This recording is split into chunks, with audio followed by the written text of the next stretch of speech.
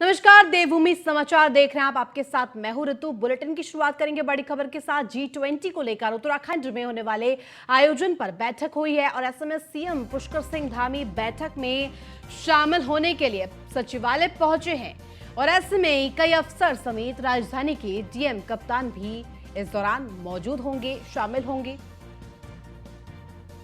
देहरादून से इस वक्त की बड़ी खबर, G20 को लेकर उत्तराखंड में बैठक का आयोजन। G20 के मद्देनजर ये बड़ी खबर। सीएम पुष्कर सिंह धामी बैठक में होंगे मौजूद और कई अफसर समेत राजधानी के डीएम कप्तान भी शामिल हुए। और विशेष संवाददाता सुदीप जैन हमारे साथ जुड़ गए। सुदीप, जिस तरह से ये पूरी खबर सामने आई है, G20 के मद्देनजर कितना महत्वपूर्ण ये बैठक माना जा रहा है? जी देखिए, G20 का जो भारत अब आयोजन करता देश है, तो उसमें देश के अलग अलग राज्यों को कई कार्यक्रम दिए हैं। इसमें ऋषिकेश में एक महत्वपूर्ण कार्यक्रम है जिसमें देश विदेश के डेलीगेशन के बड़े पदाधिकारी अधिकारी आएंगे। हाँ। तो व्यवस्थाएं चाक चौबंद रहे क्योंकि ये अंतर्राष्ट्रीय कार्यक्रम है जिससे भारत की साख और सम्मान भी जुड़ा हुआ है। इन सारे विषयों को देखते हुए मुख्यमंत्री ने आज अभी तक की चल रही तैयारियों पर बैठक बुलाई है। बैठक में मुख्य सचिव, अपर मुख्य सचिव, विशेष सचिव गृह और पुलिस प्रशासन के बड़े अफसर मौजूद हैं और बैठक अभी जारी है। सुदीप, क्योंकि अंतर्राष्ट्रीय पटल पर ये देश को एक महत्वपूर्ण, एक बहुत बड़ी जिम्मेदारी देता है कि किस तरह से अपनी संस्कृति को दर्शाया जाए। खासतौर पर देवभूमि की अगर हम बात करें तो देवभूमि की संस्कृति को किस तरह से जोड़ा जाए, अंतर्राष्ट्रीय पटल पर उसकी प्रस्तुति किस तरह से की जाए, उसके लिए महत्वपूर्ण माना जा रहा है। जी बिल्कुल, ये महत्वपूर्ण है और राज्य सरकार की पूरी कोशिश है कि कार्यक्रम निर्बाध रूप से हो, कोई समस्या दिक्कत ना आए। आने वाले व्यक्तियों के लिए जो जरूरी इंतजाम, जो जरूरी दिशा निर्देश भारत सरकार से आ रहे हैं और आने हैं, उनका भी पालन किया जाए, किसी भी स्तर पर कोई चूक न रहने पाए। सुदीप, क्योंकि ये बैठक जो होने वाली है, कई मायने निकाले जा रहे हैं G20 के मद्देनजर और ऐसे में कई अफसर समेत राजधानी के डीएम कप्तान तक इसमें शामिल होंगे। क्या कुछ आपके पास ज्यादा जानकारी है? कौन कौन वो बड़े हस्तियां, बड़े अधिकारी इसमें रहेंगे? जी देखिए, बैठक चल रही है और बैठक में जैसा कि मैंने पहले भी कहा, चीफ सेक्रेटरी यानी मुख्य सचिव, अपर मुख्य सचिव, विशेष सचिव गृह, कार्मिक के भी अफसर हैं और डीएम कप्तान भी इस बैठक में मौजूद हैं। क्योंकि ऋषिकेश में एक, मैं अगर आपको बताऊं, महत्वपूर्ण बिंदु ये भी है कि ये कूड़ा स्थल है जिसको शिफ्ट होना है। तो जहां से हट रहा है वहां का भी व्यवस्था देखनी और जहां जा रहा है वहां के लोगों का विरोध है और कार्यक्रम को देखते हुए, साज सज्जा को देखते हुए इसे हटाया जाना भी जरूरी है। तो सहमति के आधार पर ये सारी बैठक में इन सारे विषयों पर भी चर्चा की जा रही है। ठीक है सुदीप, आप बने रहिए, आगे भी आपसे जानकारी लेंगे। वही देहरादून के राजभवन में आज राज्यपाल प्रशस्ति पत्र वितरण समारोह हुआ। कार्यक्रम का आयोजन किया गया जिसमें कि मौके पर राज्यपाल गुरमीत सिंह और सीएम पुष्कर सिंह धामी मौजूद रहे। बता दें कि इस मौके पर आईटी, बीआरओ, एनएचओ के अधिकारी और कर्मचारियों को प्रशस्ति पत्र प्रदान किए गए और साथ ही उत्कृष्ट कार्य करने वाले कर्मचारियों को भी सम्मानित किया गया। राजभवन में आयोजित इस कार्यक्रम में कुल 9 अधिकारियों और कर्मचारियों को सम्मान दिया गया। मौके पर राज्यपाल गुरमीत सिंह ने कहा कि राष्ट्र निर्माण में अपनी अहम भागीदारी निभाने वाले अधिकारियों को सम्मानित किया गया है। राष्ट्र निर्माण, राष्ट्रीय सेवा, राष्ट्रीय सुरक्षा में उत्कृष्ट कार्य करते हैं, उनको सब, पूरा परिवार, पूरा समाज, पूरा राष्ट्र और पूरे प्रदेश ने मिलकर आज सम्मानित किया है।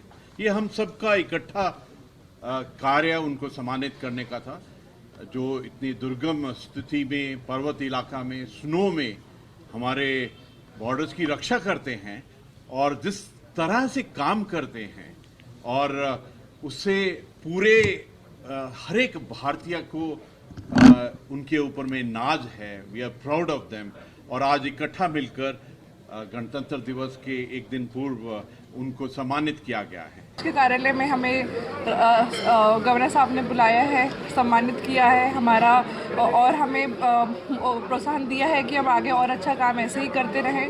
उसके लिए मैं बहुत ही आभारी हूँ, बहुत ही खुद को आज प्रिविलेज मान रही हूँ कि मुझे ये मौका मिला और सम्मानित किया गया। उसके लिए तहे दिल से धन्यवाद और आप सबको भी बहुत बहुत धन्यवाद हमारी खुशी में शरीक होने के लिए, यहाँ पर आने के लिए, अपना मूल्यवान समय हमें देने के लिए। मैं जो मार्चिप पीटी ऑफिसर हूँ, सबसे सीनियर मोस्ट नाविक में हूँ और यहाँ पे मेरे को 3 इयर्स हो गया। 3 साल में 3 नेवी डे इनका, और इतना इवेंट हुआ, मैक्सिमम विजिट गवर्नर साहब, सीएम साहब का विजिट हुआ, उसमें सब कंट्रोल करना, ऑर्गेनाइज करना, ये मैं किया। आज मैं खुश नसीब हूँ कि 20 साल में ये सर्विस हो गई और 20 साल में मुझे इतना सम्मानित पुरस्कार मिला।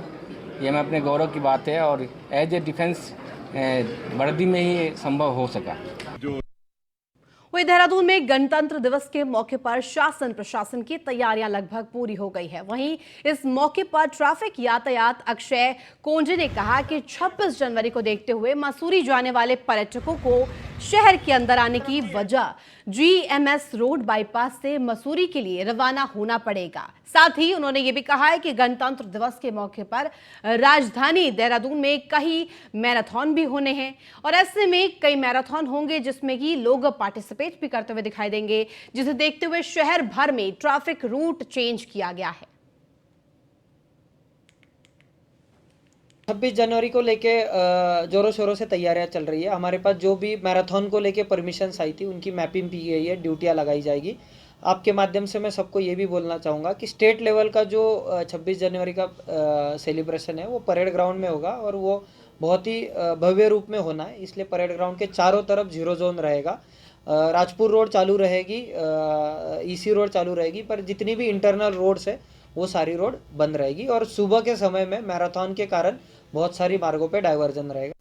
और बड़ी खबर, केंद्र सरकार ने उत्तराखंड को बड़ी सौगात दी है। 2600 करोड़ रुपए के बजट को मंजूरी दी है।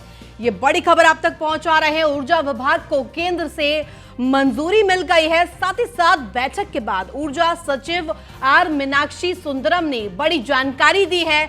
दिल्ली में रीजनल पावर कमेटी की बैठक थी, जिसके बाद अब ये मंजूरी दे दी गई है। राजधानी देहरादून से इस वक्त की बड़ी खबर आप तक पहुंचा रहे। केंद्र सरकार ने उत्तराखंड को बड़ी सौगात दी है।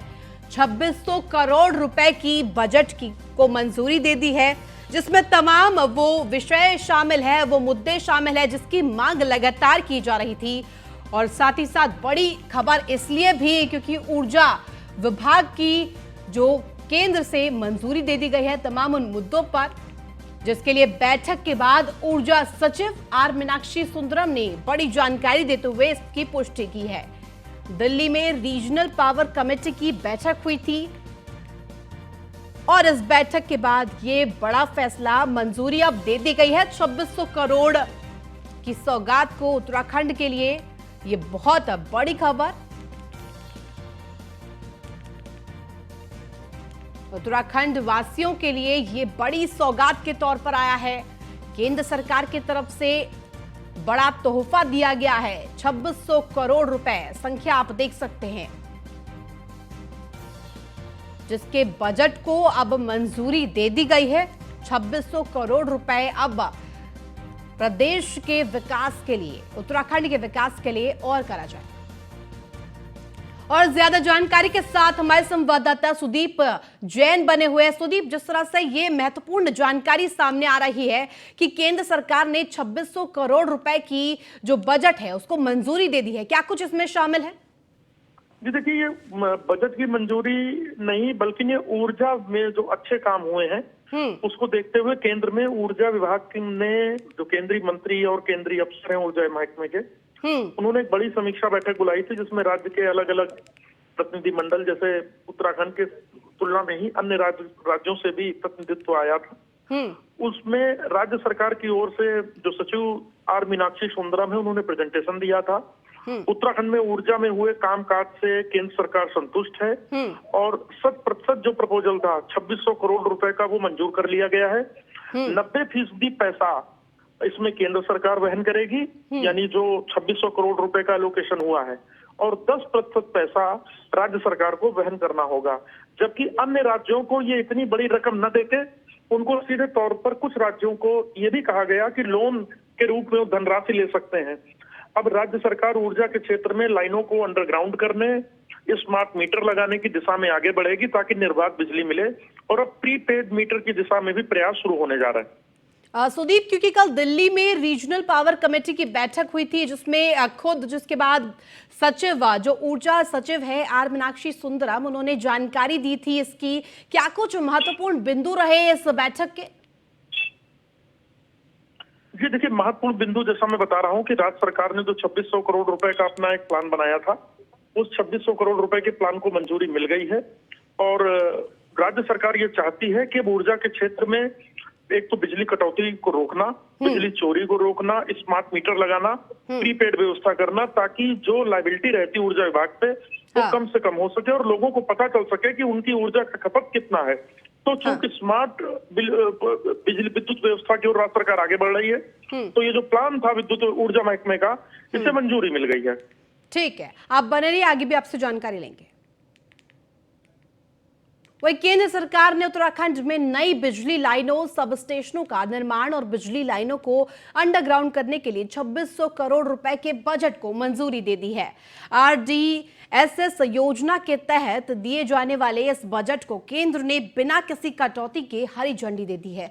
इस मंजूरी से माना जा रहा है कि राज्य की बिजली व्यवस्था में सुधार होगा। इस दौरान ऊर्जा सचिव आर मीनाक्षी सुंदरम ने बताया कि राज्य के प्रोजेक्ट को बिना किसी कटौती के मंजूरी दी गई है। इस योजना में बिजली चोरी और लाइन लॉस रोकने के लिए भी AB केबल बिछाई जाएगी। लो वोल्टेज वाले 33 kV और 11 kV की लाइनों और ट्रांस ऐप पर पड़े की क्षमता को बढ़ाया जाएगा। नई बिजली लाइनों का विस्तार होगा और साथ ही साथ उन्होंने ये भी कहा है कि RDSS योजना को लेकर राज्य की ओर से उठाए गए कदमों से केंद्र पूरी तरह से संतुष्ट है। अभी देखिए, जब मैं उस समय था, हमारी भी एक राउंड ऑफ डिस्कशन हुई थी स्टेक होल्डर्स के साथ। ये हमें पता चला कि जो स्टेक होल्डर्स हैं उनका एक मत नहीं है, सबकी अलग अलग अपने ओपिनियन थे। तो इसलिए डिस्ट्रिक्ट मजिस्ट्रेट को इंस्ट्रक्शन दिए गए थे कि आप लगातार टच में रहिए और सरकार को ऑप्शंस अवेलेबल कराइए। तो अभी मुझे मालूम पड़ा कि सेक्रेटरी डिज़ास्टर मैनेजमेंट को उन्होंने कुछ ड्राफ्ट भेजा है जिसमें 5 अलग अलग सुझाव दिए गए हैं। तो उसको अभी गवर्नमेंट लेवल पर एग्जामिन कर रहे हैं। एग्जामिन करने के बाद अंतिम निर्णय। वहीं सचिव मुख्यमंत्री आर मीनाक्षी सुंदरम ने बताया कि जोशीमठ आपदा को लेकर राज्य सरकार पूरी तरह से गंभीर है और लोगों को बसाने और मुआवजे दोनों ही बिंदुओं पर गंभीरता से विचार चल रहा है।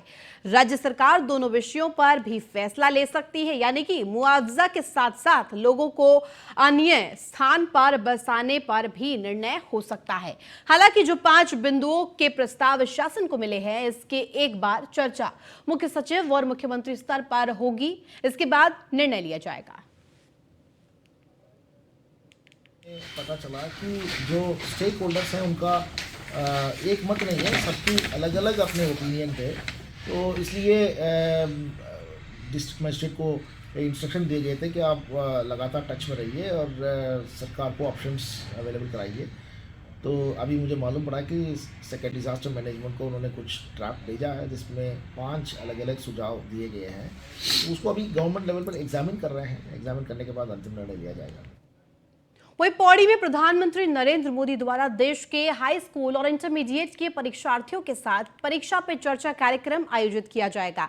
इससे पहले भारतीय जनता पार्टी के पदाधिकारियों ने राज्य के आदर्श इंटर कॉलेज पौड़ी में परीक्षा पे चर्चा कार्यक्रम का आयोजन किया, जिसमें मुख्य अतिथि के रूप में पौड़ी विधायक राजकुमार पौड़ी ने प्रतिभाग किया। साथ ही साथ आपको बता दें कि राजकुमार पौड़ी ने कहा कि आगामी दिनों में प्रधानमंत्री नरेंद्र मोदी द्वारा बच्चों के साथ परीक्षा पर चर्चा की जानी है, जिसको ध्यान में रखते हुए आज परीक्षा पर चर्चा कार्यक्रम का आयोजन किया गया, जिसमें सभी ने अपने अपने विचार परीक्षा के संबंध में बच्चों के समक्ष रखे। उन्होंने साथ ही ये कहा कि वे बच्चों से अपील करना चाहते हैं कि वे परीक्षा देने से पहले बिल्कुल भी ना घबराएं और स्वस्थ मन के साथ परीक्षा में प्रतिभाग करें।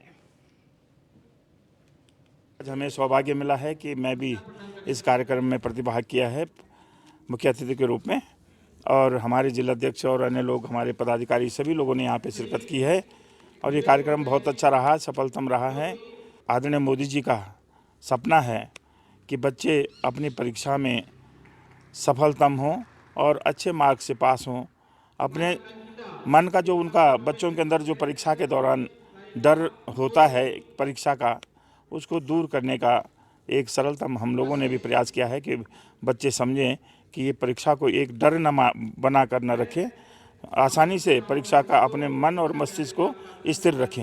ये 2018 से ये चर्चा शुरू हुई थी और माननीय मोदी जी ने ये इस टाइम पूरे विश्व में ये चर्चा परीक्षा पे चर्चा चल रही है और हमारे सभी मंडलों में, सभी विकास खंडों में ये चर्चा इंटरमीडिएट एक विकास खंड में एक जगह ये चर्चा हो रही है और बहुत अच्छा संदेश जा रहा है जनता के बीच भी और बच्चों के बीच भी।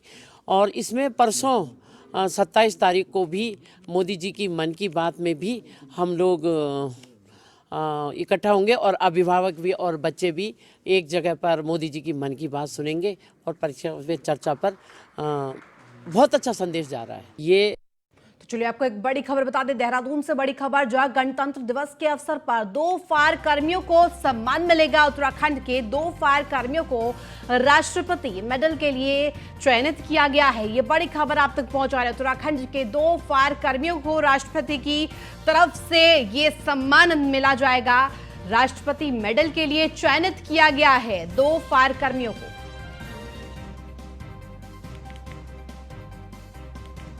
वहीं उत्तराखंड में मौसम एक बार फिर से बदला है। मौसम का मिजाज एक बार फिर बदला हुआ देखा गया है। देहरादून सहित मैदानी इलाकों में झमाझम बारिश हुई है और प्रदेश के ऊंचाई वाले इलाकों में बर्फबारी, तापमान में भी भारी गिरावट दर्ज की गई है। मौसम विभाग के मुताबिक कल दोपहर मौसम साफ होने के आसार जताए जा रहे हैं और ऐसे में ये मौसम से जुड़ी बड़ी अपडेट आप तक पहुंचा रहे हैं। तापमान में भारी गिरावट दर्ज की गई है।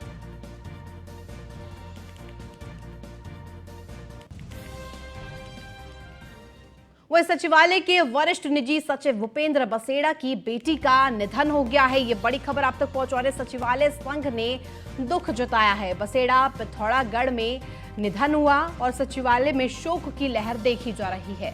सीएम धामी के निजी सचिव है बसेड़ा और ऐसे में ये बड़ी खबर आप तक पहुंचा रहे हैं। बसेड़ा पिथौरागढ़ में ये निधन हुआ है।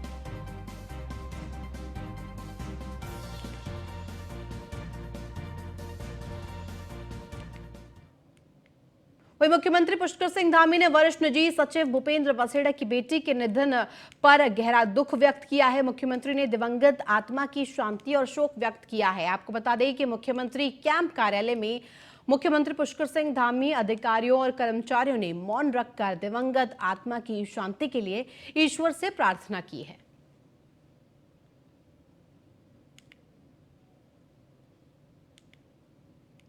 तस्वीरों में आप देख सकते हैं मौन रखा गया है। वहीं देहरादून नगर निगम का वाहन सड़क के बीचों बीच पलट गया, जिसके चलते सड़क के दोनों तरफ जाम की स्थिति उत्पन्न हो गई। हालांकि सूचना मिलते ही पुलिस मौके पर पहुंची और जाम को खुलाने में जुट गई। तस्वीरों में आप देख सकते हैं किस तरह से दोनों ही तरफ जाम लगा हुआ है और जाम की वजह नगर निगम का वाहन जो कि बीचों बीच पलट गया। और अधिक जानकारी के साथ विशेष संवाददाता सुदीप जैन हमारे साथ बने हुए हैं। सुदीप, क्योंकि देहरादून नगर निगम का ये वाहन सड़क के बीचों बीच पलट गया, जिसकी वजह से काफी देर तक जाम की समस्या बनी रही, क्या कुछ महत्वपूर्ण जानकारी आपके पास?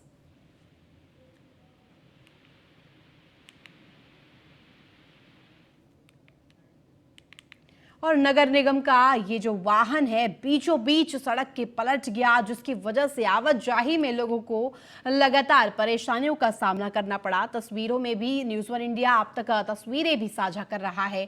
तस्वीरों के माध्यम से समझाने का प्रयास कर रहे हैं किस तरह से आवाजाही में लोगों को दिक्कतों का सामना करना पड़ा है। बीचों बीच ये जो गाड़ी है, ये वाहन पलट गया और नगर निगम का ये वाहन पलटा है, जिसकी वजह से आमजन को बहुत परेशानियों का सामना करना पड़ा। आवाजाही भी बहुत देर तक प्रभावित रही।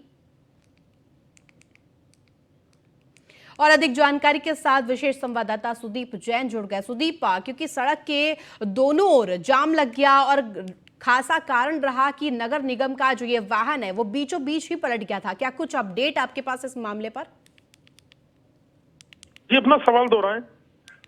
सुदीप, मैं पूछ रही हूँ कि सड़क के बीचों बीच ये नगर निगम का वाहन पलट जाता है और ऐसे में आवाजाही में और लोगों को काफी दिक्कतों का सामना करना पड़ा, दोनों ही तरफ जाम की स्थिति उत्पन्न हुई। जी बिल्कुल, देखिए जब सुबह ट्रैफिक चला तो चूंकि सुबह ट्रैफिक का दबाव भी होता है और वाहन पलटने से दोनों ही मार्गों पर यानी आने वाले और जाने वाले दोनों स्थानों पर वाहनों का दबाव था। हालांकि ट्रैफिक पुलिस ने बहुत तैयारी की कुछ इस प्रकार से कि व्यवस्था सुधरे, पर व्यवस्था सुधर नहीं पाई और जाम के कारण लोगों को परेशानियों का सामना करना पड़ा है। सुदीप, क्योंकि एक के बाद एक ऐसे मामले सामने आते हैं जहां पर बीच में कहीं सड़क दुर्घटना की वजह से जाम की स्थिति उत्पन्न होती है और ऐसे में नगर निगम का ही वाहन पलट जाता है और ये स्थिति उत्पन्न होती है। जी देखिए, अभी वाहन है ये कुछ इसमें खामी आई होगी, इस वजह से ऐसा हुआ होगा, लेकिन व्यवस्था बनाने के प्रयास किए गए लेकिन व्यवस्था बन नहीं पाई और जाम के कारण लोगों को परेशानियों का सामना करना पड़ा। और थोड़ा सा बारिश की वजह से भी जो कई लोग 2 व्हीलर से भी चलते हैं तो आज 4 व्हीलर्स भी सड़क पर ज्यादा है, क्योंकि बारिश का मौसम है, 2 दिनों का अलर्ट है, इस वजह से भी सड़क पर 4 व्हीलर का बड़े वाहनों का दबाव था। और सुदीप, आपसे जानना चाहूंगी कि आखिर जाम को किस तरह से खुलवाया गया, क्या कुछ कार्रवाई की गई वहां पर? जी देखिए, वाहन को हटवा के, जो डिरेल्ड वाहन था, जो खराब वाहन था, उसे हटवा के जाम को खुलवाया गया और कुछ एक सड़क को पुलिस ने कुछ देर के लिए डाइवर्ट भी किया था। इसके बाद ये ट्रैफिक रेगुलर हो पाया, सामान्य हो पाया। ठीक है, बहुत शुक्रिया तमाम जानकारी के लिए सुदीप। वही MIET कुमाऊं लामाचोड़ में 2 दिवसीय देवभूमि युवा जागरण महोत्सव समापन हो गया है। महोत्सव में कई स्कूलों के बच्चों ने अपनी मनमोहक प्रस्तुतियों से सभी दर्शकों का मनोरंजन किया। वहीं संस्थान में खेल प्रतियोगिता का भी आयोजन किया गया, जिसमें विभिन्न स्कूलों के बच्चों ने प्रतिभाग किया था। विजेता प्रतिभागियों को पुरस्कृत भी किया गया। साथ ही साथ आपको बता दें कि भाजपा जिलाध्यक्ष नैनीताल प्रताप सिंह बिष्ट ने संस्थान के कार्यक्रमों की सराहना करते हुए संस्थान द्वारा कराए जा रहे विभिन्न कार्यक्रमों से युवाओं का मनोबल बढ़ता है, ये कहा है, और युवाओं की प्रतिभा को एक मंच, एक पटल भी मिलता है। तस्वीरों के माध्यम से हम कार्यक्रम की झलकियां आप तक पहुंचा रहे हैं। जैसे कि सर ने आपको बताया कि इसकी जो मेन थीम थी, हमने स्वामी विवेकानंद जी और हमारे सुभाष चंद्र बोस जी को लेके इसकी हमने थीम पर डिजाइन किया था।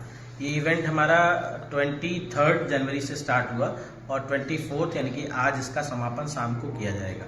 इम्पॉर्टेंट बात है कि इसका जो थीम हमने रखा, 3 थीम हमने रखी थी। एक थी पैट्रियोटिज्म, देशभक्ति पर, एक हेल्थ के लिए वेयर करना था और लास्ट था हमारा एंटरप्रेन्योरशिप। इसमें हमारे पूरे नैनीताल जिले से लगभग 2 दिनों के अंदर 2400 स्कूल कॉलेजों के स्टूडेंट्स ने प्रतिभाग किया है।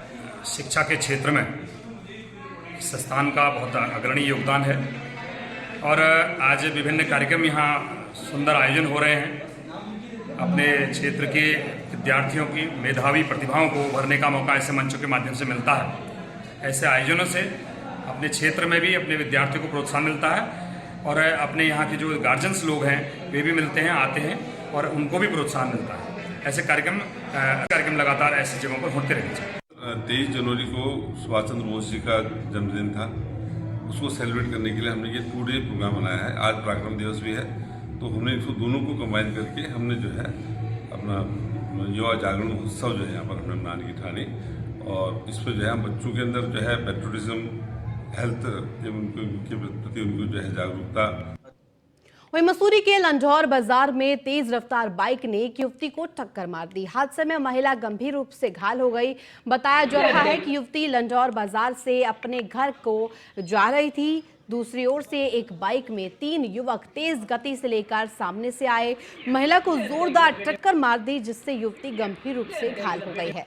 फिलहाल स्थानीय लोगों ने महिला को उप जिला चिकित्सालय ले जाकर इलाज करवाया है, जहां से गंभीर रूप से हालत इस महिला को देखते हुए मसूरी के लंढौर कम्युनिटी अस्पताल रेफर किया गया, जहां पर महिला का इलाज फिलहाल जारी है। फिलहाल मसूरी पुलिस ने बताया है कि तीनों युवकों पर नियमानुसार कार्रवाई की जाएगी।